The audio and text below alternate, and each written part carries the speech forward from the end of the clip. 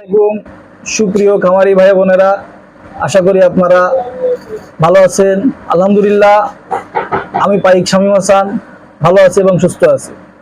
আপনাদের সঙ্গে পরিচয় করিয়ে দেব ন্যানোক্যাল এসি। এই যে ন্যানোক্যাল এসি, এটা একটি লিকুইড ফিড সাপ্লিমেন্ট।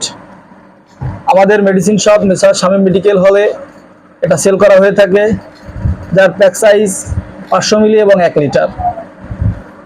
এতে রয়েছে calcium, phosphorus, selenium, D3, B12 এবং বায়োটিন, যা মাংস উৎপাদন, দুধ উৎপাদন, ডিম উৎপাদনে ব্যাপক ভূমিকা রেখে থাকে। আপনারা মুরগির ক্ষেত্রে ন্যানোক্যালেসি ব্যবহার করবেন। 1 ml ন্যানোক্যালেসি 2 লিটার পানিতে দিবেন।